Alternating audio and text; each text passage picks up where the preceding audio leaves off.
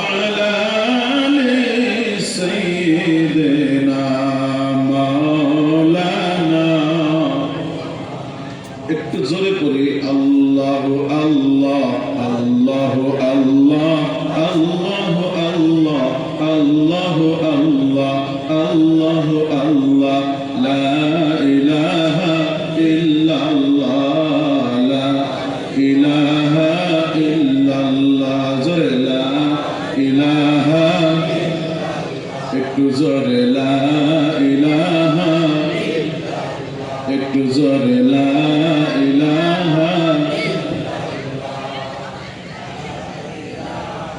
প্যান্ডেলের ভিতরে আহার রাস্তা এটাই না এই যে পর্দা দেখা যাচ্ছে এটাই রাস্তা না যুবক ভাই তোমরা যদি রাস্তাটা ব্লক করে না ভিতরে মানুষ আসা কষ্ট হবে তাই আপনাদেরকে আমি খুব অনুরোধ করে বলছি আপনারা একটু সামনে আসেন সামনে অনেক জায়গা থাকে একটু সামনে আসেন গোছ গাছ হয়ে একটু জাঁকজমক করে বসেন যেই কজন মানুষই আছেন যদি একটু জাঁকজমক করে বসা যায় আল্লাহ রহমত অবধারিত একটু পায়ে ধরে বলছি একটু সামনে আগে আসে আমি আপনাদের লম্বা সময় নষ্ট করব না ইনশাআল্লাহ খুবই তাড়াতাড়ি আসেন জোরে লা ইলাহা আর জোরে লা ইলাহা লা ইলাহা ইল্লাল্লাহ লা ইলাহা ইল্লাল্লাহ জোরে লা ইলাহা যার দিলে আছে বাবা আল্লাহর ভয় আল্লাহ আল্লাহ বলে সব সময় যার দিলে আছে বাজান আল্লাহর ভয় আল্লাহ আল্লাহ বলে সব সময় আহার নিদ্রা ভালো লাগে না আহার নিদ্রা ভালো লাগে না ভালো লাগে শুধু ইল্লাল্লাহ লা ইলাহা একটু জোরে লা ইলাহা আর একটু জোরে লা ইলাহা লা ইলাহা লা ইলাহা ইল্লাল্লাহ মুহাম্মাদুর রাসূলুল্লাহ সাল্লাল্লাহু আলাইহি ওয়া সাল্লামা তাসলিমান কাসীরান কাসীরা যখন আল্লাহর জিকির করি ভালো লাগে না নিয়ে যা হবে আপনার ফলাফল তাই হবে প্রত্যেকজন মুসলমানের দায়িত্ব ছিল প্রত্যেকজন মুসলমানের করণীয় ছিল সকালবেলা ফজরের নামাজের থেকে আরম্ভ করে বিকাল 4টা পর্যন্ত আসরের নামাজ পর্যন্ত আমি হালাল ভাবে ন্যায্য ভাবে ন্যায় ভাবে পরিশ্রম করে যাব আমি দেনওয়ালা মালিক আল্লাহ ঠিক কিনা দেনওয়ালা মালিককে কিন্তু আজকে আমরা উদ্দেশ্য বানিয়ে নিছি না আমি হালাল হোক হারাম হোক তার জন্য যায় আসে না যে কোনো পর্যায়ে আমার কাক ঠকাইয়া কাক মাইয়া কত টাকা উপার্জন করা যায় কার ক্ষেতে রান করা যায় কার সম্পত্তি বেদখল করা যায় কোন বোনের সম্পত্তির ওয়ারিশ মারি দেওয়া যায় রাগ করতেছেন আপনারা আমি জানি আমার কথা খারাপ হবে না কিন্তু বাধ্য হই তার কারণ কি যারা বলার জন্য বাধ্য হই আজকের থেকে নিয়ে প্রায় 15 বছর 16 বছর হয়ে যায় এই ধরনের সবার জগতে কথা বলতে কম বললাম না কিন্তু বাজার মসজিদে মুক্তাদি বাড়াইতে পারলাম না যদিও একজন আলেম ওলামার চিল্লাচিল্লি তবলিগ জামাতের চিল্লাচিল্লি যদিও মসজিদে মুক্তাদি বাড়ছে কিন্তু ইমানদার বাড়াইতে পারি না ইমানদার সেইটুকু জিনিস আমি জানি আপনারা রাগ করবেন কিন্তু বাধ্য কিছুগুলো কথা বলার জন্য আমার বন্ধুগণ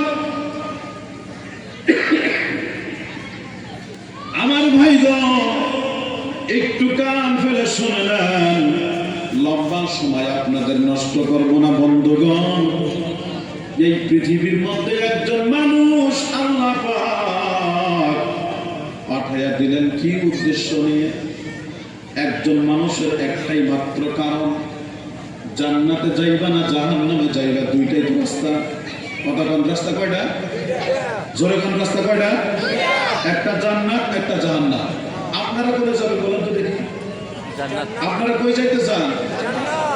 জান্নাতে কে কে যাবেন একটু হাত তুলে আল্লাহর দেখায়। আল্লাহ তুমি জান্নাত হিসেবে কবুল করে নেন, জোরে বলে আমিন। আমরা তো কেউ জাহান্নামে যাব না। আমরা জাহান্নামে যাওয়ার পক্ষে কেউ আছি? আমরা জাহান্নামে যাওয়ার পক্ষে কেউ আছি? কেউ নাই। আমরা কোথায় যাব? জান্নাতে যাব। এবার যদি জান্নাতে যাওয়া লাগা হয় তাহলে তো আমার করণীয় কিছু আছে, আছে না? আমি যখন বঙ্গাইগাঁও থেকে আপনাদের নলবাড়িতে রওনা দিছি, আমি কোন জায়গায় যাব? নলবাড়ি যাব। তাহলে নলবাড়ি যাওয়ার জন্য যদি রওনা দিছি, নিশ্চয় আমার করণীয় কিছু আছে। বাসায় থেকে গা গোসল ধুয়ে আসরের নামাজ পড়ে সুন্দর করে কাপড় চোপড় পরিধান করে তারপরে একটা গাড়িতে আমাকে বসতে হয়েছে। তারপরে গাড়ি আস্তে আস্তে আস্তে আমার নলবাড়ি নিয়ে আসছে। তাহলে জান্নাতে যদি আমরা যাইতে চাই আমাদের করণীয় কিছু আছে না? জোরে করা আছে না? তাহলে করণীয়টা কি? এখন করণীয় কাজ যেটা, আমরা যদি মনে মনে ভাবি যে জান্নাতে যাব ঠিক, কিন্তু কাজ করতে পারবো না, এরকম হয়? আপনাদের এলাকায় কোনো মানুষ যদি একটা কামলা নেয়, সারাদিন তুমি আমার বাসায় কাজ করবা, বিকালবেলা তোমার হাজিরা দেওয়া হবে কত? 500 নতুবা 700 নতুবা 1000 টাকা। 1000 টাকা তোমার হাজিরা দেওয়া হবে বিকাল 4টায়। কিন্তু এই 1000 টাকার বিনিময় তোমার করণীয় কি? তোমার করণীয় হলো তুমি সকাল 7টার থেকে নিয়ে বিকাল 4টা পর্যন্ত আমার বাসায় কাজ করতে লাগবে, ঠিক কিনা?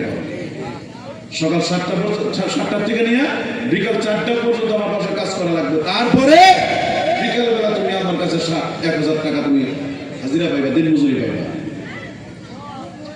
আমার ভাইগণ,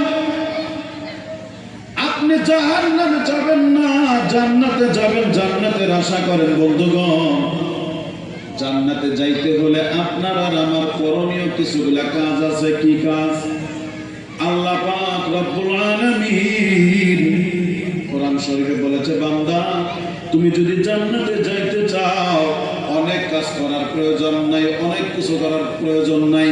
একজন মানুষের জন্য জান্নাতে যাওয়ার জন্য একটা আয়াতই যথেষ্ট, একটা কাজ যথেষ্ট। আল্লাহ পাক বলেন, ইন্নাল্লাযীনা আমানু ওয়া আমিলুস সালিহাত কানাত লাহুম জান্নাতুল ফিরদাউসি নুজুলা।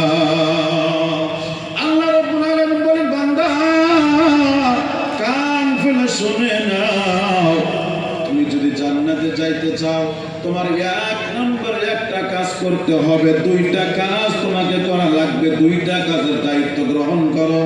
আল্লাহ বলে, কোন মানুষ যদি 2টা কাজের দায়িত্ব গ্রহণ করতে পারে, 2টা নীতি অবলম্বন যদি করতে পারে, বান্দা যদি 2টা নীতি মেনে চলতে পারে, ওই বান্দাকে আমার আল্লাহ কিয়ামতের ময়দানে জান্নাতুল ফেরদাউসের মেহমান বানায়া দিবে। জোরে বলেন সুবহানাল্লাহ। কয়টা কাজ করা লাগবে? আমি কিন্তু কোরআন শরীফ থেকে কইতেছি, তাই না গো? কোরআন শরীফের আয়াত থেকে কইতেছি, 2টা কাজ যদি করতে পারেন।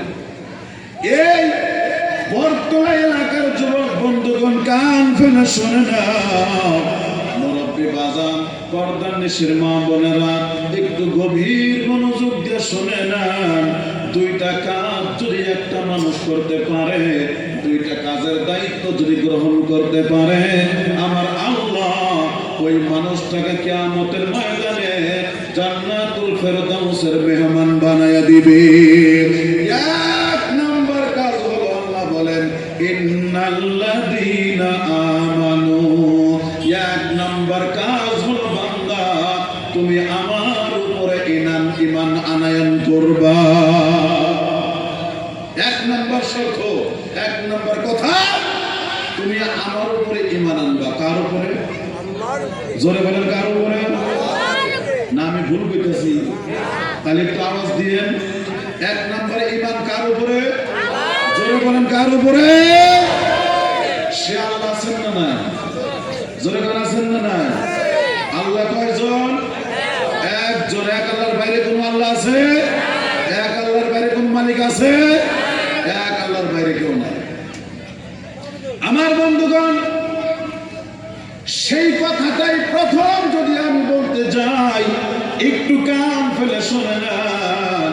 কোরআন শরীফ আল্লাহ বলেন ইন্নাল্লাযীনা আমানু, তুমি আমি আল্লাহর উপরে ঈমান আনয়ন করবা, আমি আল্লাহর উপরে ঈমান আনয়ন করবা। সেই কথাটা আরেকদিকে যদি নেওয়া যায়, সপ্তম কালেমা আল্লাহর নবী বলেছেন আমানতু বিল্লাহ, আমানতু বিল্লাহ।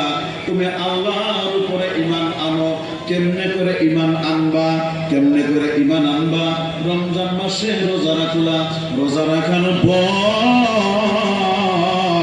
তুমি যখন মানুষ মেলে খাইতে পারো না, মানুষ মেলে তুমি খাইতে পারো না, কিন্তু নদীতে যখন গোসল করো, পুষ্করিণীতে যখন গোসল করার জন্য যাও, তুমি যদি মনে মনে ভাবো আমি নদীতে গোসল করলাম, মাথা পানির নিচে ডুবাইয়া দিয়া যদি মনে মনে ভাবো এখানে আল্লাহ দেখতে পায় না, আমি এই জায়গায় যদি পানি পান করি কেউ দেখতে পাবে না, এই জায়গায় যদি পানি খাই তামাম পৃথিবীর মানুষ কেউ দেখতে পাবে না, এমন যদি কল্পনা আপনার আমার ভিতরে থাকে, বোঝা যায় ওই মানুষটার মধ্যে ঈমান নামের বেসন নাই। জোরে কোন কথা ঠিক কিনা? আমার বন্ধুগণ, ঈমানটা কেমন হওয়া লাগবে কান ফেলে শুনে নেন। আপনি যদি একবার মনে মনে কল্পনা করেন আল্লাহ আমি তো রোজা রাখি নাই, চার দোকানে পর্দা দিয়ে বেড়া দিয়ে চা খায়, আছে না নাই আপনাদের এলাকায়? আছে না নাই? রমজান মাসে রোজা রাখে নাই, ঘরের দরজা দিয়ে ভাত খায়, ঘরের দরজা দিয়ে ভাত খায়, ভালো করে মুখটা মুইসা সুন্দর করে বাইরে হয়, তার মানে আমি রোজাদার। এটা কি ইমানদারের পরিচয় হলো নাকি বাজান? এইরকম ঈমান যদি হয়, এই ঈমান জান্নাতে তো দূরের কথা, কিয়ামতের ময়দানে এই ঈমানের কারণেই জাহান্নামে যাওয়া লাগবে। কথা ঠিক কিনা গণ? আমার বন্ধুগণ, হর হারাতে সব সময় আপনাকে আমাকে বিবেচিত করতে হবে। সব জায়গার মধ্যে আল্লাহ বিদ্যমান, যা কিছু করি সমস্ত কিছু আল্লাহ দেখতে পায়, আমরা যা কিছু বলি সব আল্লাহ শুনতে পায়। এমন কোনো কিছু নাই সামিউন বাসীর, এমন কোনো কথা নাই আল্লাহ শুনতে পায় না, এমন কোনো জিনিস নাই তামাম পৃথিবীর বুকে আল্লাহ পাক দেখতে পায় না। জোরে কোন ঠিক কিনা? তাহলে আল্লাহ দেখেন কিনা কোন? আল্লাহ দেখে না নাই? আল্লাহ শোনে না নাই? আমার ভাইগণ, সেই জন্য আল্লাহ রাসূল বলেছেন আমানতু বিল্লাহ। এক নম্বরে তুমি আল্লাহর উপরে ঈমান আনা লাগবে। আপনি আমার বন্ধুগণ একটু কান ফেলে শুনে নেন। একজন মানুষ সম্পর্কে বলি, আপনি 5 ওয়াক্ত নামাজ পড়তেছেন, তাবলীগ জামাতের জিম্মাদার, আমার মতো আব্দুর রশিদের মতো আলেম, আপনি বক্তা, আপনি যত বড় প্রেসিডেন্ট হন না কেন গো, একবার না দুইবার না 5 বার হজ করেছেন। আমার বন্ধুগণ, আপনি মসজিদে 5 ওয়াক্ত নামাজ বা জামাতে পড়তেছেন, তাহাজ্জুদ সহ আদায় করতেছেন। একবার যদি মনে মনে কল্পনা করেন গো, যে ঘরের মধ্যে রাত্রে যখন অন্ধকারে আমি একা একা শুয়ে থাকি, আমার মনে হয় ওই জায়গায় আল্লাহ দেখতে পায় না, এমন কল্পনা যদি মনে মনে করেন, নামাজ 5 ওয়াক্ত নয় 50 ওয়াক্ত পড়লেও আপনার ভিতরে ঈমানের বেসন নাই। ঠিক কিনা গো? আমাদের ভিতরে কিছুগুলো মানুষ আছে কি, মুসলমান সমাজে 100% মানুষের ভিতরে 50% মানুষ অর্থাৎ 50% মানুষ তারা মনে মনে ভাবে যে হুজুররা যে আলিম পাশ করে এসেছে কয় যে কবরের মধ্যে শাস্তি আছে, মিজান আছে, সিরাত আছে, জান্নাত আছে, জাহান্নাম আছে। আমার বিশ্বাস করছে এবার 50 জন মানুষ আছে মনে মনে, আর 30% মানুষ আছে তারা 4 দোকানে প্রকাশ্যে বলে মরার পরে কিচ্ছু নাই, যা কিছু সব এখানে, যা কিছু আছে এখানে, মারো পেটো খাও দাও, যা কিছু আছে সব এখানে, মরার পরে কিচ্ছু নাই। আমি বলতে পারি সে মুসলমানের মধ্যেই নাই, তাকে পুনরায় কালেমা পড়ে মুসলমান বানাইতে লাগবে।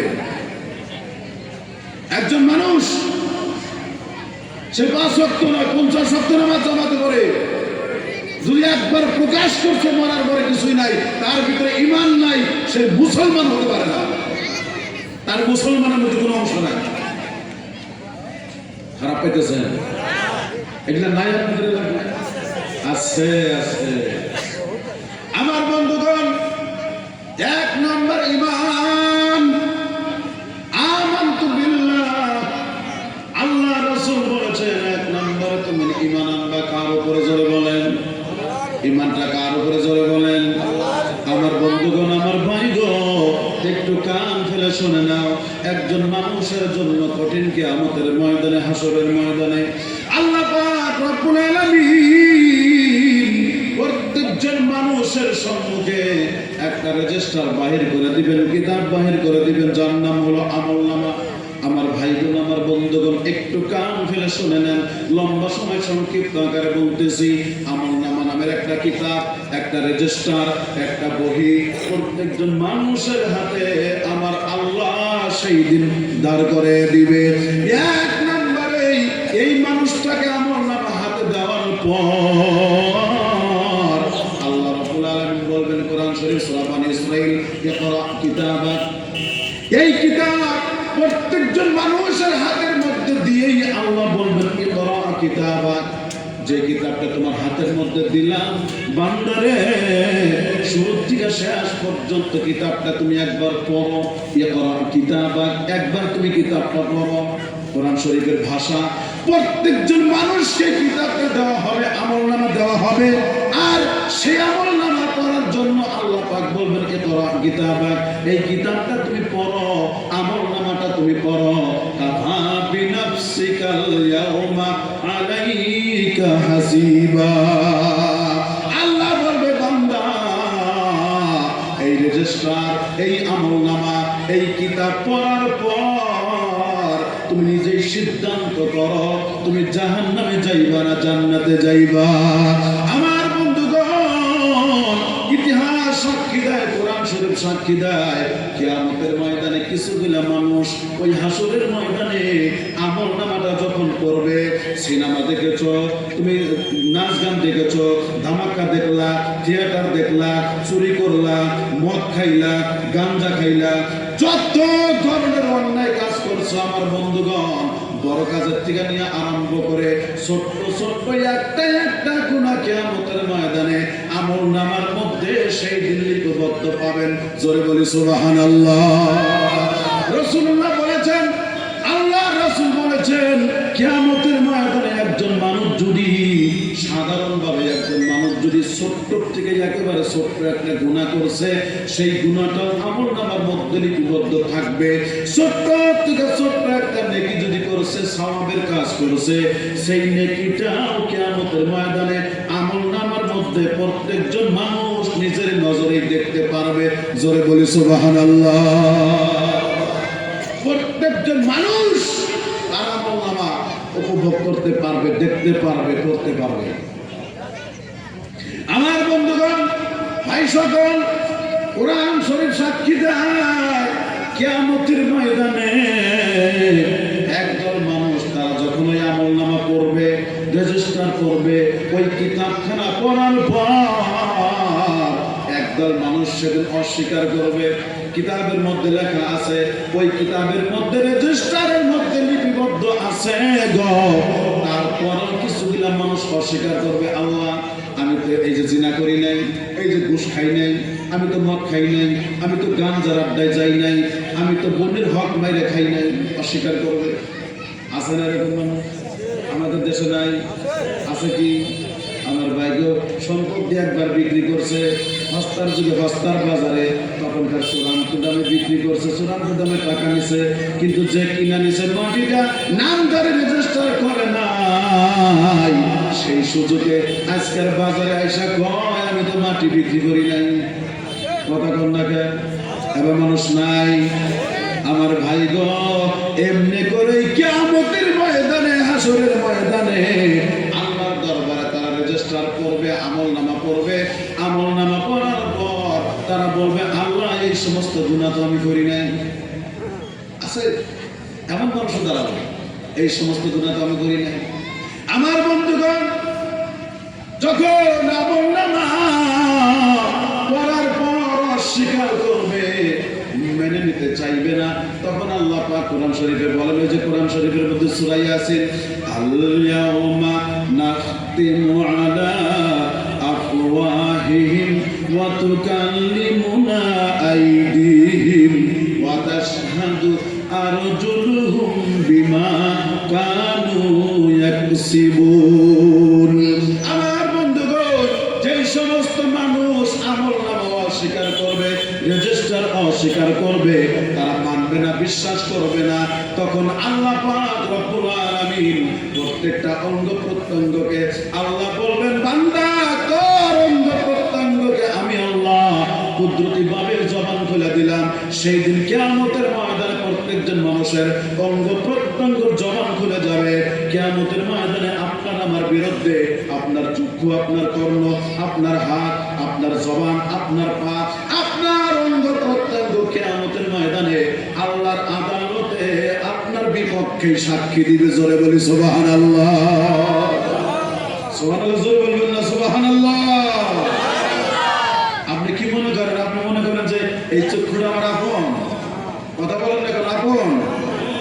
এই চক্ষু যদি আপন হয়, আপনার কাছে আমার প্রশ্ন, তাহলে কিয়ামতের ময়দানে আমার আপন চক্ষু কেন আল্লাহর আদালতে আমার বিপক্ষে সাক্ষী দিবে?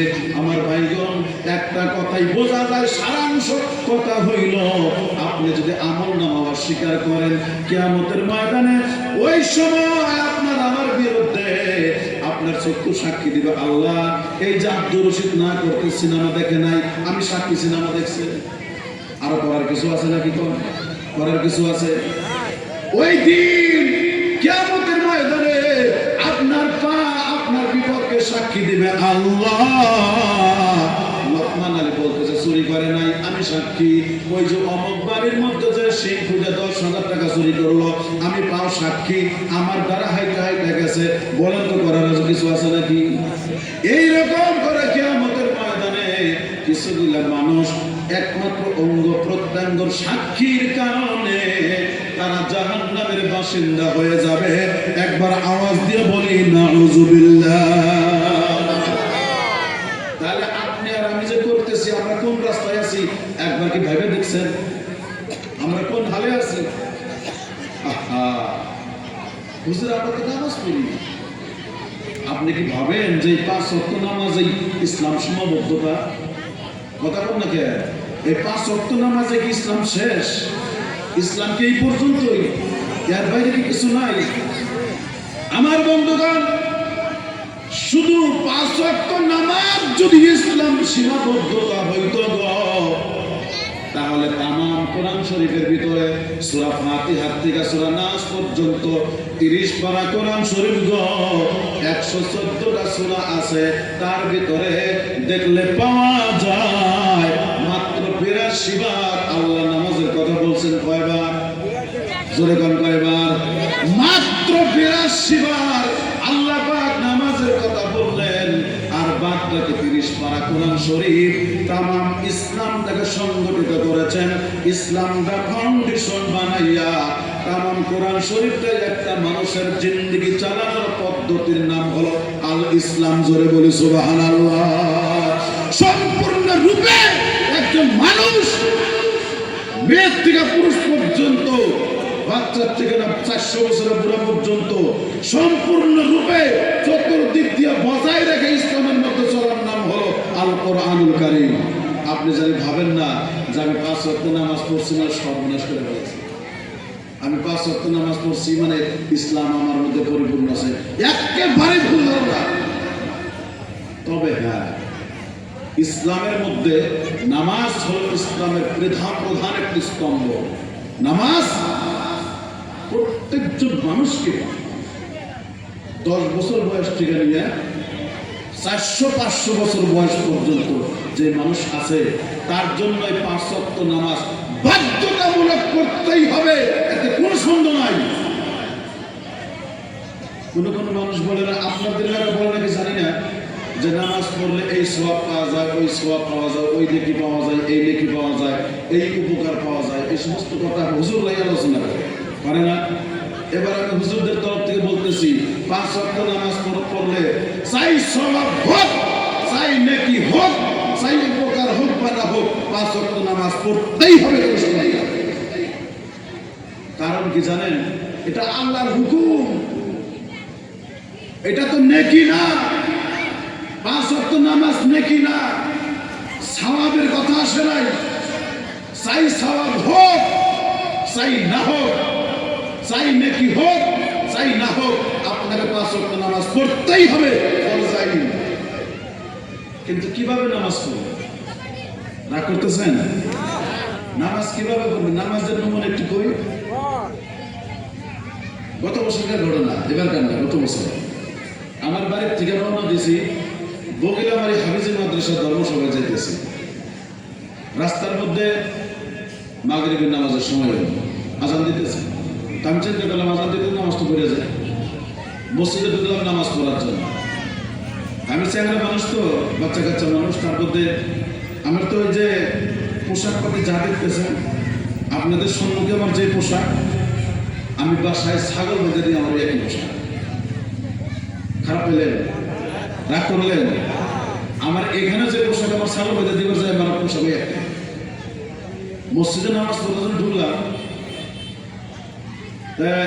মাদ্রাসা, আমাদের এলাকাতে মাদ্রাসা আছে, মাদ্রাসার কালেক্টর আছে না, লম্বা লম্বা দাঁড়িয়ে এত বড় বাগরি বান্ধে। মাদ্রাসার কালেক্টর খারাপ পেন না, তার কারণ মাদ্রাসার কালেক্টর যদি ওই পাগড়ি না বান্ধে কালেকশন দিতে চায় না, ওই কালেকশন বেশি নেওয়ার জন্য পাগড়ি বান্ধে, জুব্বাও পরিধান করে, আছে না নাই? যেরকম আছে না নাই? জুব্বা পরিধান করে পাগড়ি বান্ধে লম্বা লম্বা দাঁড়িয়ে নিয়ে ওনারা কিন্তু কালেকশন করে।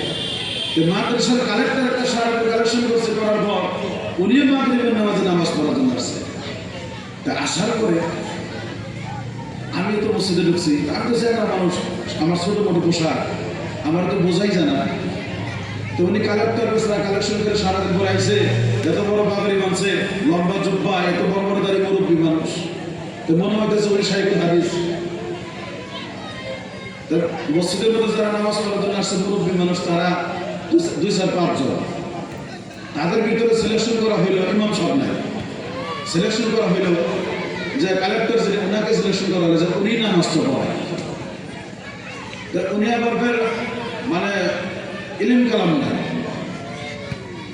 রায় 2-4-5 জন যারা আছে তারা খেলতেছে আপনি নামাজ পড়ান, আর উনি আমার কথা শুনছেন আপনি নামাজ পড়ান। আমি বললাম না, রাইজে যারা 4-5 জন আছেন লোকাল মানুষ, তারা সিদ্ধান্ত আপনি নামাজ পড়াবেন, আপনি পড়ান। তো উনি নামাজ পড়া শুরু আরম্ভ করে গেছে। উনি যাই নামাজে দাঁড়াইছে, এবার পিছন থেকে আমি নিজে আঁকাবর দিলাম, নামাজ শুরু করলাম। নামাজ শুরু করার পর আল্লাহ আকবার নিয়ত বলল, নিয়ত বাঁধার পরে সূরা ফাতিহা পাঠ করলো, ভুল শুদ্ধ যাওয়া ছিল পাঠ। সূরা ফাতিহা পড়ার পর প্রথম রাকাতেই সূরা নাস পড়ে পড়েছে। সূরা ফাতিহা পাঠ করার পর প্রথম রাকাতে সূরা নাস করছে। আমি মনে মনে চিন্তা করলাম সূরা নাস করব, ভুল তো তুমি করলে বা সূরা নাস যদি করছে তাহলে পরের রাকাতে সূরা নাসই পড়ব। পরের রাকাত যখন দাঁড়াইছে সূরা ফাতিহা পাঠ করছে, সূরা ফাতিহা পাঠ করার পর হালকুল সূরা করব, হালকুল সূরা পাঠ করে ইমাম সাহেব বিপদ বলে নাই, আমি তো 5 নম্বর সানি ইমাম, আমি চুপ করে দাঁড়ায় দেখি ইমাম সাহেব করে গেল। যে উনি অল্প সময় চুপ করে থেকে নিয়ত করে বান্ধাইছে, অল্প সময় চুপ করে থেকে পিছন দিকে আমার দিকে ঘুরে কয় হুজুর এখন কোন সূরা করব, পিছন দিকে ঘুরে আমার দিকে তাকায় কথা হুজুর এখন কোন সূরা করব। এই হলো আমাদের নামাজ। নামাজের কন্ডিশন এরকমই না, যদিও নামাজ পড়বেন দিকে গেছে, জীবনে তো যাই না, যদিও পড়বে কারাগারে কিভাবে গেছে আল্লাহ মালিক ভালো জানে। মসজিদে যায় দেখে ফরজ নামাজ জামাত আরম্ভ মাত্র 2 মিনিট সময় আছে, এবার সুন্নত পড়েনি, তাড়াতাড়ি করে এখন দাঁড়ায় দাঁড়ায় সুন্নতে নিয়ে দিতে বলেছে। কি কইলো আল্লাহ মালিক ভালো জানে। এবার সূরা কেরাত পাঠ করতেছে, আবার মাঝে মধ্যে গরিব দিকে লক্ষ্য করে 2 মিনিটের ভিতরে গেল কত টাইম, এটাও নজর রাখে। আবার ইমাম সাহেবের দিকে লক্ষ্য রাখে যে ইমাম সাহেব নামাজ আরম্ভ করে নাকি, এবার কিন্তু সুন্নত পড়তেছে। এটা কি নামাজের ডিল ডাল, এটা কি নামাজের কন্ডিশন। এই হলো আমাদের নামাজ। আমি অল্প আগে বলছি যে তবলিগ জামাত কইরা ধর্ম সভা কইরা মুক্তাদি বাড়াইছি, কিন্তু ইমানদার বাড়াইবার পারি না। তার কারণ একটাই, এই সমস্ত নামাজের পরিস্থিতি নামাজের হাল। আপনি কোনে দাঁড়াইছেন, কোন জায়গায় দাঁড়াইছেন, বাস্তবে প্রমাণ। আপনাদের নলবাড়ি ডিস্ট্রিক্টে যে কোর্ট আছে, আদালত আছে, আপনি আদালতে যাই দেখেন, একজন ম্যাজিস্ট্রেট, একজন হাকিম, তার সম্মুখে মানুষ দাঁড়ায়। আসামি যারা, আসামি পক্ষের উকিলও তো থাকে। আসামি যখন ওই ম্যাজিস্ট্রেটের সম্মুখে দাঁড়ায়, দেখবেন কেমন পরিস্থিতি নিয়ে দাঁড়ায়। মনটা কয়, মনে এমন একটা হালত হয়, এমন একটা পরিস্থিতি হয় যে সারা আসামে তার সাথে বড় অপরাধের কেউ নেই যেভাবে দাঁড়াইছে। ঠিক কিনা করো, যেরকম এইভাবে দাঁড়ায় না। কিন্তু আমার কাছে আপনার প্রশ্ন, আপনার কাছে আমার প্রশ্ন, যে আপনি যে মসজিদে আইসা আল্লাহু আকবার করে দাঁড়াইলেন, কোন ম্যাজিস্ট্রেটের সামনে দাঁড়াইছেন, কোন হাকিমের সামনে দাঁড়াইছেন, কোন মালিকের সামনে দাঁড়াইছেন, একবার কি কল্পনা করে দেখছেন? কল্পনা করছেন? করেন নাই। তাম পৃথিবীর যে মালিক, তাম পৃথিবীর ম্যাজিস্ট্রেট, সারা জাহানের বাদশা, আপনি সেই ম্যাজিস্ট্রেটের সামনে দাঁড়াইছেন, একটা দিনও কল্পনা করলেন না যে আমার কেমন করে দাঁড়ানোর প্রয়োজন? আপনি কি ভাবেন যে খালি মসজিদে যাই দুই ঢিপ মেরে দিলাম আমার নামাজ হয়ে গেল? নামাজি ভাই আবার রাগ করতেছে নাকি? আমি বুঝতেছি না কোনোটাই। নামাজি বাজার রাগ করতেছেন? আমি কিন্তু রাগ করার জন্য কথাটা বলি নাই, কথাটা বলতেছি এই জন্যই যে আপনি 4টা বাজার যদি ঠান্ডার মধ্যে, মাঘ মাসে ঠান্ডা, পৌষ মাসের ঠান্ডার মধ্যে ঠান্ডা পানি দিয়ে যদি আপনি পুজো করে মসজিদে যাইতে পারেন, এত পরিশ্রম করে, এত কষ্ট করে, সামান্য একটু ভুলের কারণে আপনার পরিশ্রমটা যেন বেকার না যায়, আমি সেজন্য বলতেছি। রাগ করতেছেন তো? রাগ করেন না বাজার, একটু জিকির করি লা ইলাহা, জোরে করি লা ইলাহা, জোরে লা ইলাহা, একটু জোরে লা ইলাহা, ভাই আওয়াজ করে লা ইলাহা, আর জোরে লা ইলাহা ইল্লাল্লাহ, লা ইলাহা ইল্লাল্লাহ, জোরে লা ইলাহা, লা ইলাহা, জোরে জোরে লা ইলাহা।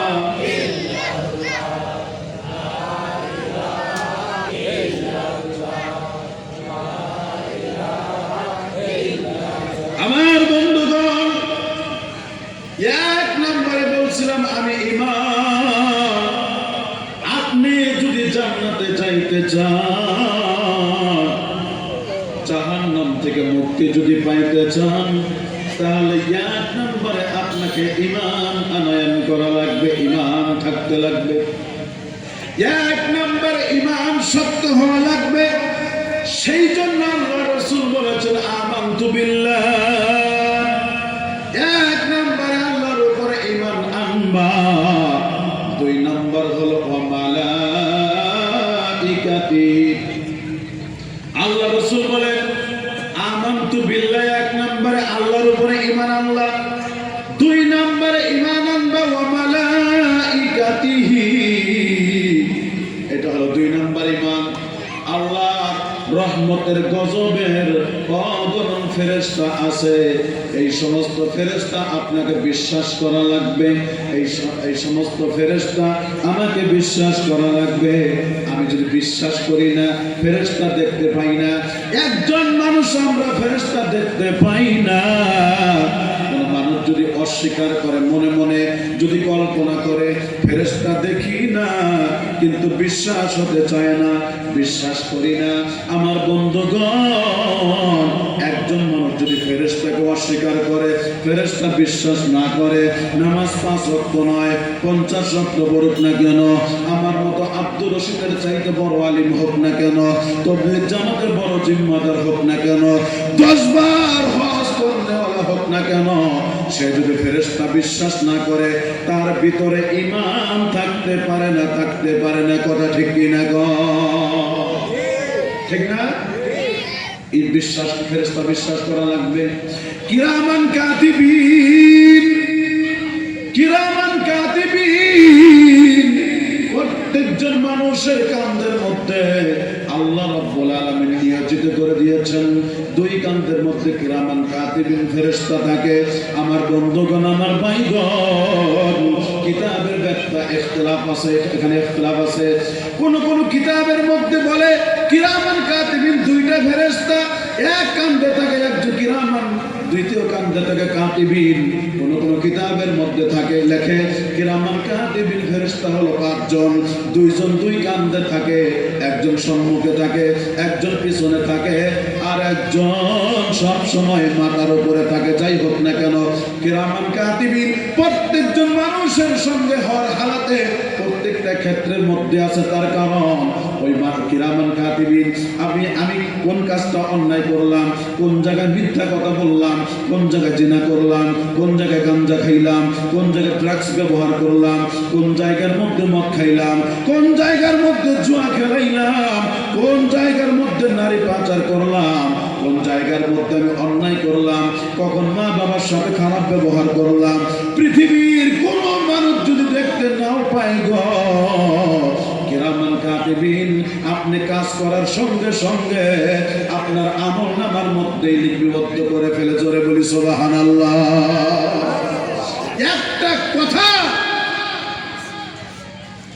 একটা কথা একজন মানুষের মুখ থেকে যখন বাহির হয়, কথাটা বাহির হইতে দেরি হয়, কিন্তু কিরামান কাতিবিন আমলনামার মধ্যে লিখতে দেরি করেন না।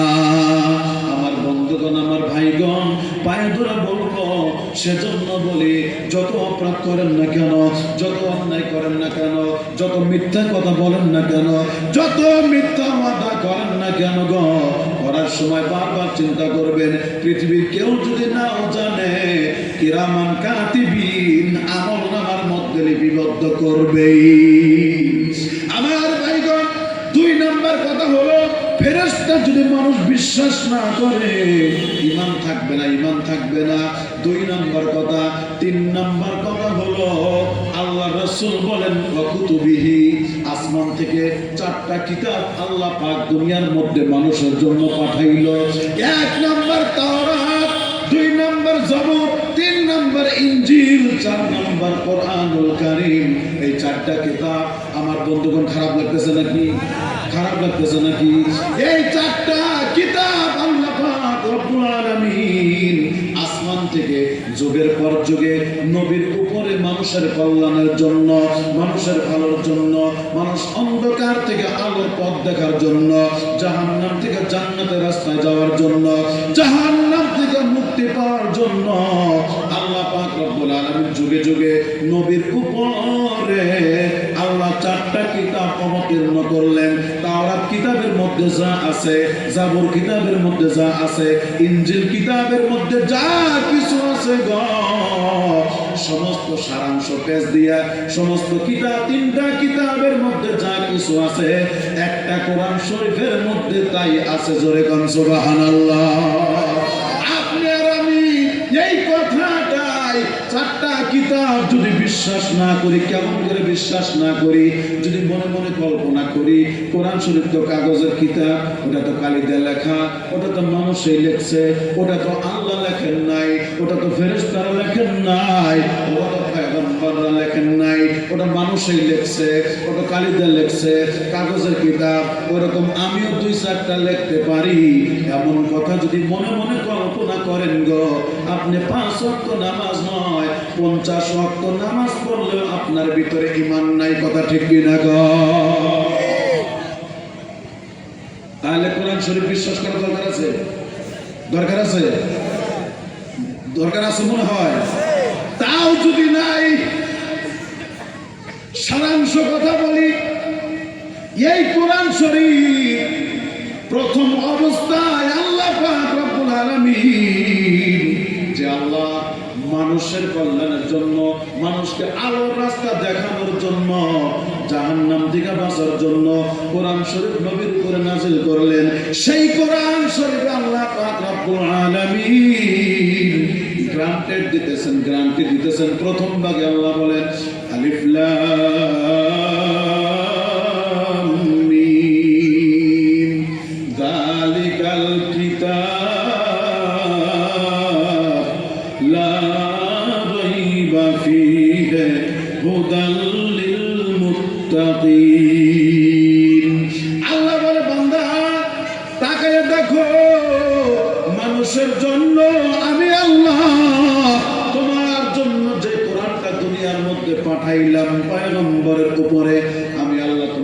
যে কোরআনটা পাঠাইলাম এই কোরআনের মধ্যে কোনো ভুল নাই, কোনো সন্দেহ নাই। জালিকাল কিতাবুল লা রাইবা ফি, এই কোরআনের মধ্যে কোনো সন্দেহ নাই, এই কোরআনের মধ্যে কোনো ভুল নাই, কোনো ধরনের ভুল তুমি ধরতে পারবে না। এই কথা এই জন্য বলা হইল, আর যে ব্যক্তি কোরআন শরীফকে বিশ্বাস করে নিবে, ভুল ধরতে পারবে না।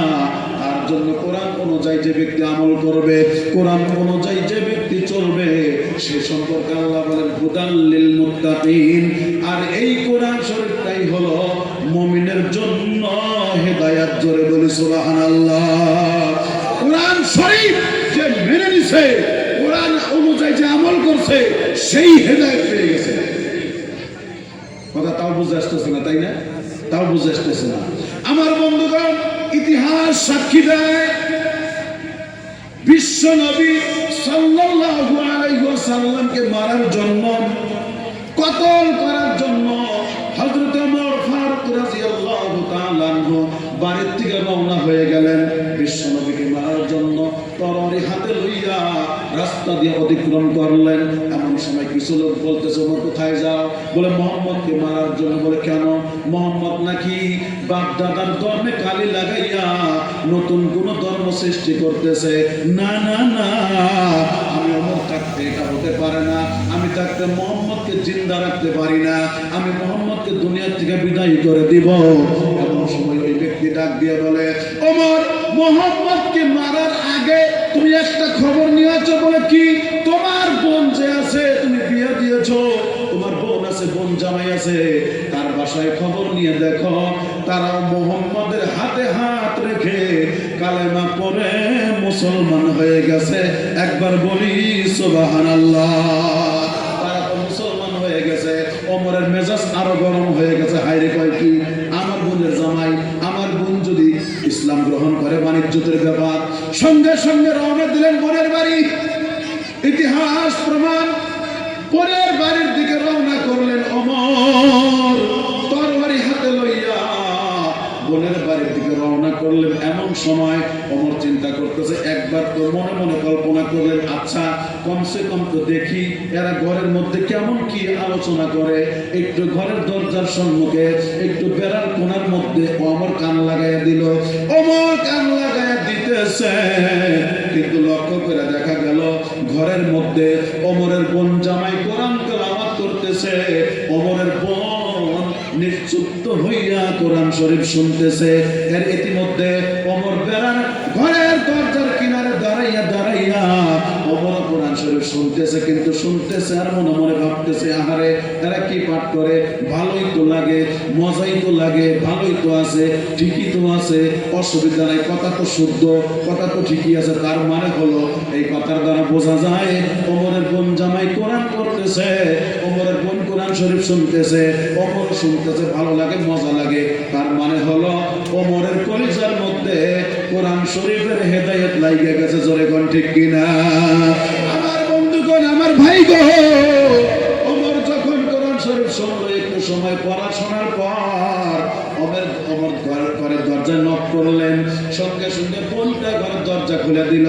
দেখে আমার বন্ধুগণ, আমার ভাই গো, ওমরের হাতের মধ্যে লম্বা তরবারি, কিন্তু তরবারি হাতের মধ্যে আছে ঠিক, কিন্তু ওমরের মানসিক মন মানসিকতা বেলেগ হয়ে গেছে, আলাদা হয়ে গেছে। এবার আমার ভাইগণ, এবার ওমর বলতেছে, বোন, তোমাদের ঘরের মধ্যে কি আলোচনা হইতেছে? বোনটা এবার চিন্তা করতেছে, আরে মনে হয় আমার জামাইকে ভাই মাইরা ফেলাবো, এই জন্য বারবার বেড়া করতেছে। না ভাই, মারা যাবে না, আমরা অন্যায় কিছু করি নাই, আমি কোরআন শরীফ শুনতেছিলাম, আমার জামাই কোরআন শরীফ পড়তেছিল। ওমর বলে, ও বোন রে শোন, আমি তোদেরকে মারার জন্য আসি নাই, কোরআন শরীফটা পড়তেছিলাম, সেই কোরআন শরীফ কেন বন্ধ করলাম? আর একবার শুনতে চাই, একটু তেলাওয়াত করো, আর একবার শুনতে চাই। কিতাব বলে এবার ওমরের বোন জামাই কোরআন শরীফ পড়তেছে, ওমর নিজেই বসে বসে আল্লাহর কালাম শুনতেছে। সুবহানাল্লাহ। আমার ভাইগণ, শুধু কোরআন শরীফ শোনে নাই, আল্লাহর কালাম শোনার পরে ওমরের বোন জামাইকে ডাক দিয়ে বলে, যা বোন জামাই, তুমি আর দেরি করিও না, শেষ পয়গম্বর নবী মুহাম্মদ রাসূলুল্লাহর কাছে নিয়ে চলো। আমি এই কোরআন শরীফের ওসিলায় কালেমা পড়ে মুসলমান হয়ে যাব। জোরে বলি সুবহানাল্লাহ। কোরআন শরীফের আওতায় যে মানুষটাই আসছে গো, তারাই দুনিয়ার মধ্যে শক্তিশালী ভাবে হেদায়েত পেয়ে গেছে। শুধুমাত্র হেদায়েত পেল না, আমাদের আসাম দেশের যুবক মুসলমান হেদায়েত পেল না। কথা ঠিক কিনা গণ? আমার বন্ধুগণ, ইতিহাস বলে মদিনার যুবকেরা নবীর প্রেমে পাগল হইয়া, নবীর ইশকে পাগল হইয়া, মদিনার যুবকেরা তারা ওযু করে মসজিদের দিকে রওনা হয়। আর আমাদের আসাম দেশের যুবকেরা মাইক বক্সের পাগল হইয়া, পিকনিকের পাগল হইয়া, ফেসবুকের পাগল হইয়া, অচেনা কি একটা সুন্দরী যুবতীর পাগল হইয়া তারা প্রথম জানুয়ারিতে, জানুয়ারি মাস বরাবর তারা মাইক বক্স লইয়া পাহাড়ের চিপায় চাপায় এই আসাম দেশের যুবকেরা পিকনিক খায়। কথা ঠিক কিনা গো? আসাম দেশের মুসলমানের মধ্যে আর মদিনার মুসলমানের মধ্যে এটাই পার্থক্য। আমার বন্ধুগণ, লম্বা কথা বাদ দিলাম। 3 নাম্বার বলছিলাম কুতুবিহি। একজন মানুষ যদি আল্লাহর কালামকে অস্বীকার করে, কোরআন শরীফকে বিশ্বাস না করে, মনে মনে ইনকার করে, একবার যদি অস্বীকার করে, সন্দেহ করে, আমার বন্ধুগণ, আমার ভাইগণ, ওই মানুষটা 5 ওয়াক্ত নামাজি নয়, 10 ওয়াক্ত নামাজি নয়। আমার চাইতে বড় যদি আব্দুর রশিদ হয়, তার ভিতরে ঈমানের আশা করা যায় না। ঠিক কিনা গণ? এই কথা 4 নাম্বার হলো। 1 নাম্বার আমানতু বিল্লাহ, আল্লাহর উপরে ঈমান আনা লাগবে। 2 নাম্বার মালাইকাতিহি, ফেরেশতাকে বিশ্বাস করা লাগবে। 3 নাম্বার কুতুবিহি, 3 নাম্বার আল্লাহর কিতাবকে বিশ্বাস করা লাগবে। 4 নাম্বার হলো ওয়া রুসুলিহি, 4 নাম্বার হলো আল্লাহর রাসূল ও পয়গম্বরকে বিশ্বাস করা লাগবে। আমরা রাসূলকে বিশ্বাস করি না? জোরে কথা বলেন, আমরা রাসূলকে বিশ্বাস করি না? আমরা আল্লাহর পয়গম্বরকে বিশ্বাস করি না? আদম নবীর থেকে নিয়ে আরম্ভ করে শেষ নবী পর্যন্ত 1,24,000 পয়গম্বর আল্লাহ পৃথিবীতে পাঠাইছেন শুধু একটাই কারণে, যা মানুষ আল্লাহকে ভুলে গেছে। তোমরা আল্লাহকে চিনাই না, অন্য কোনো কর্মের জন্য না। যত নবী আসছেন প্রত্যেকজন নবী একটা কথাই নিয়ে আসছেন, লা ইলাহা ইল্লাল্লাহ। ঠিক আছে না ভাই? প্রত্যেকজন নবী যা আপনার আমার কাছে আসছে, কি নিয়ে আসছে? লা ইলাহা ইল্লাল্লাহ। প্রত্যেকটা নবীকে দায়িত্ব দেওয়া হয়েছিল আল্লাহর তরফ থেকে, যাও আল্লাহ প্রত্যেকজন মানুষের কানে খবর পৌঁছে দাও, লা ইলাহা ইল্লাল্লাহ, আল্লাহর ভাই কোনো মালিক নেই। রাসূলকে বিশ্বাস করা লাগবে, রাসূলকে ভালোবাসতে হবে অন্তর থেকে, তাহলে সে আপনার আমার কাছে ঈমান থাকবে, নতুবা ঈমান থাকবে না। 4 নাম্বার রাসূলিহি, 5 নাম্বার ওয়াল ইয়াউমিল আখিরি, কিয়ামতের ময়দানকে বিশ্বাস করা লাগবে। আমার বন্ধুগণ, আমার ভাইগণ, মেয়ে মানুষ হোক বা পুরুষ মানুষ হোক, বালিক মানুষ হোক বা সাবালিক মানুষ হোক, যেই কেন না হোক, একবার যদি মনে মনে কল্পনা করে কবরের মধ্যে কিছুই নাই, হাসরের ময়দানে কিছুই নাই, মিজান বলতে কিছুই নাই, সিরাত বলতে কিছুই নাই, জাহান্নাম বলতে কিছুই নাই, জান্নাত বলতে কিছুই নাই, এই কথা যদি মনে মনে একবার কল্পনাও করে, আমার বন্ধুগণ, ওই মানুষটার মধ্যে ঈমান থাকতে পারে না। তার নাম হতে পারে আব্দুর রশিদ, তার নাম হতে পারে লোকমান আলী, তার নাম হতে পারে লস্কর আলী, তার নাম হতে পারে হিকমত আলী, তার নাম হতে পারে কেরামত আলী। যত বড় আলী হোক না কেন বাজান, আখিরাতকে যদি বিশ্বাস না করে, তার ভিতরে ঈমান নামের কোনো শব্দ নাই। ঠিক কিনা গো আমার ভাইগণ? তারপরে 6 নম্বর হলো ওয়াল কদরি খাইরিহি ওয়াল কদরি খাইরিহি ওয়া শাররিহি। 6 নম্বর হলো ওয়াল কদরি খাইরিহি ওয়া শাররিহি। আপনার আমার তকদিরের ভালো মন্দ, আপনার আমার নসিবের মধ্যে, এই কপালের মধ্যে, তকদিরের মধ্যে আল্লাহ পাক যা কিছু রেখেছেন আপনি তাই পাবেন। সেই কথা প্রথমেই বলছিলাম, সকালবেলা আপনি যদি ফজরের নামাজের পরে মনে মনে একবার কল্পনা করেন, আল্লাহ আমি লোকমান আলী, হিকমত আলী, আমি কেরামত আলী, আমি শওকত আলী, আমি পিলপিলি চালাই, সকালবেলা পিলপিলি নিয়ে রওনা হয়ে গেলাম। আল্লাহ আমি হালালভাবে উপার্জন করব, আমি হালালভাবে পরিশ্রম করব, আমার দায়িত্ব আমি পরিশ্রম করব। আমার বন্ধুগণ, আপনি হালালভাবে পরিশ্রম করেন, আপনার তকদিরে যা আছে আমার আল্লাহ অবশ্যই হালালভাবে দিবেন। আপনার তকদিরে যেটা নাই আপনাকে আল্লাহ পাক কোশ্চেন কালও দিবেন না।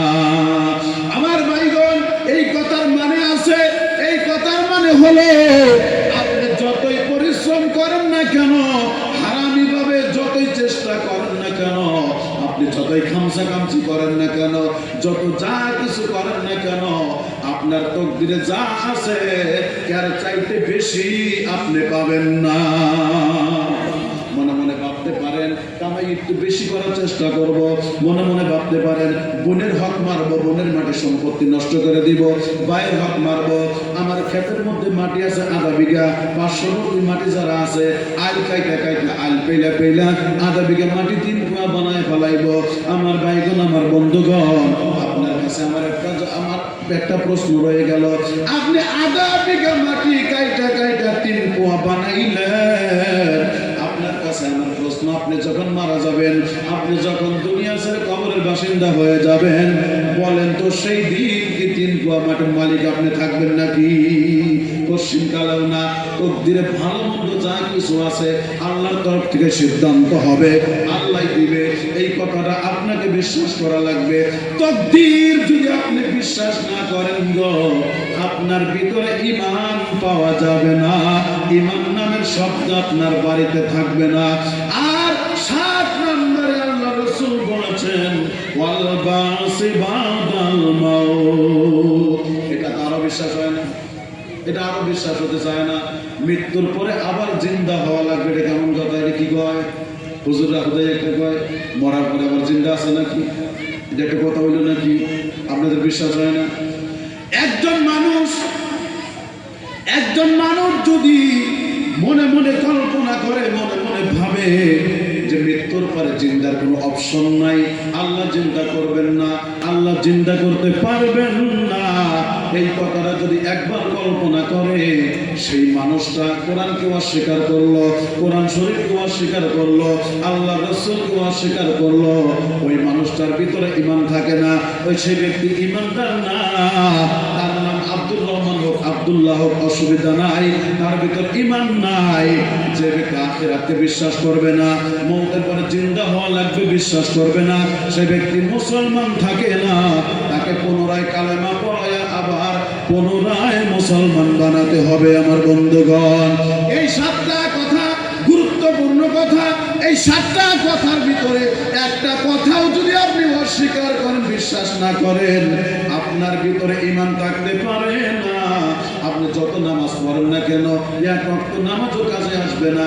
কিন্তু বলতে চাইতেছি, আপনারা বলতে পারেন যে হুজুর তাহলে কি নামাজ বাদ দিব নাকি? না না না না, নামাজ বাদ দেওয়ার কথা বলি নাই। নামাজ তো পড়বেন, কিন্তু ঈমানটা শক্তিশালী ভাবে বানান। যে 7টা কথার কথা আমি বললাম, এই 7টা কথা আজকের থেকে শক্তিশালী ভাবে অন্তরে বসায় নেন। আমরা যেন কিয়ামতের ময়দানে আল্লাহর দরবারে পরিপূর্ণ ঈমানদার হিসাবে দাঁড়াতে পারি। জোরে বলি আমিন, জোরে বলি আমিন। একটু সালাত করি, আল্লাহুম্মা সাল্লি আলা মাওলানা মুহাম্মদ ওয়া আলা আলি সাইয়্যিদিনা মাওলানা। বিশ্বনবী হইয়া মক্কায় জন্ম লইয়া মদিনার লোক পাগল বানাইল রে। বিশ্বনবী হইয়া মক্কায় জন্ম লইয়া মদিনার লোক পাগল বানাইল রে। ছিলেন নবী আউয়ালে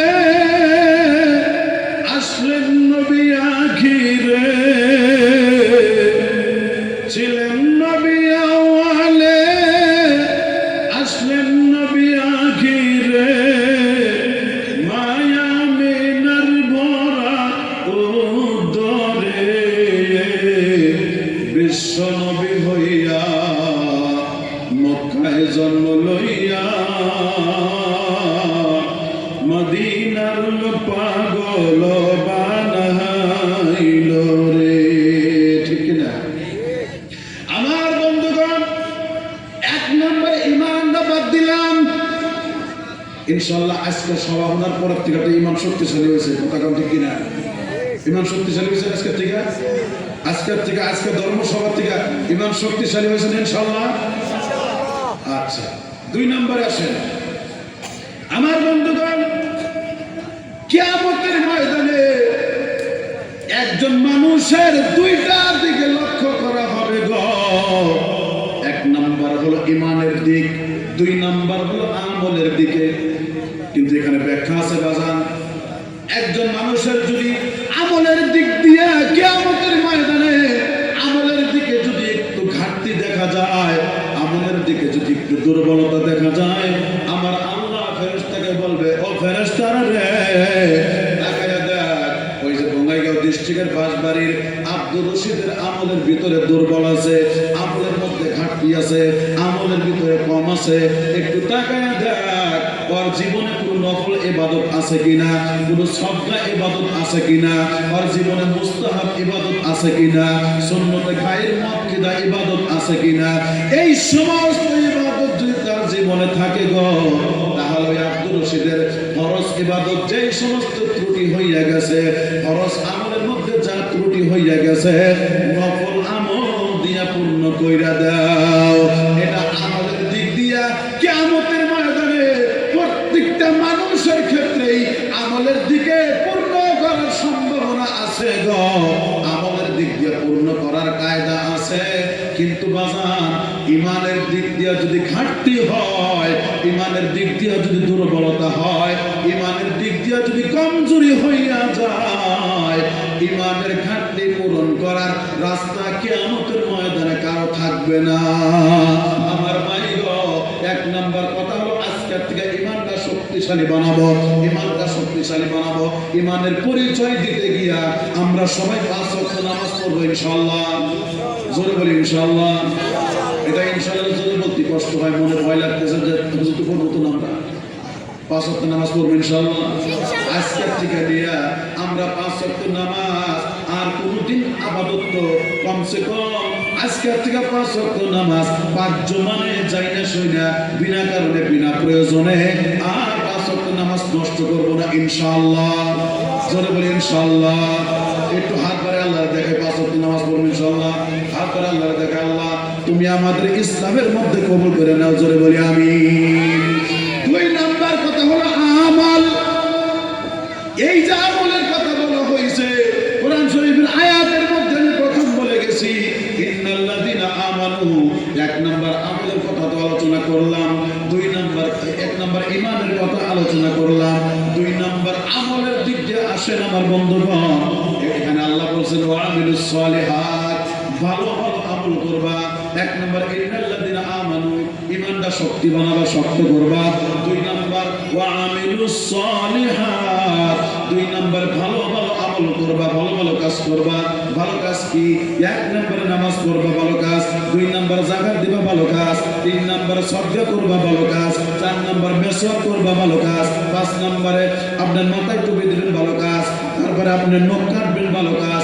এই দুনিয়ার মধ্যে মুসলমানকে কর্জ, মানুষকে কর্জ দিবেন, এটা ভালো কাজ। আমার ভাইগণ, আপনি তাবলীগ জামাত করবেন, ভালো কাজ। কর্ম সবার মধ্যে আসবেন, ভালো কাজ। গরিবকে খাইতে দিবেন, ভালো কাজ। মিসকিনকে খাইতে দিবেন, ভালো কাজ। এতিমকে আপনি কাপড় কিনে দিবেন, ভালো কাজ। মা বাবার সেবা করবেন, যত্ন করবেন, মাকে ভালোবাসবেন, বাবাকে ভালোবাসবেন, মাকে খাইতে দিবেন, মা বাবাকে খাইতে দিবেন। ঠান্ডার সিজনে কাপড় কিনে দিবেন, মার যত্ন নেবেন, খবর নেবেন, মা বলে ডাক দিবেন, আব্বা বলে ডাক দিবেন, ভালো কাজ। এই সমস্ত কাজ করবেন। এবার খারাপ কাজ করবেন না, জুয়া খেলতে পারবেন না, মদ খাইতে পারবেন না, গাঁজা খাইতে পারবেন না, জুয়ার আড্ডায় যাইতে পারবেন না, ঘুষ খাইতে পারবেন না, ঘুষ দিতে পারবেন না, সুদ খাইতে পারবেন না, সুদের টাকা দিতে পারবেন না, নিতে পারবেন না।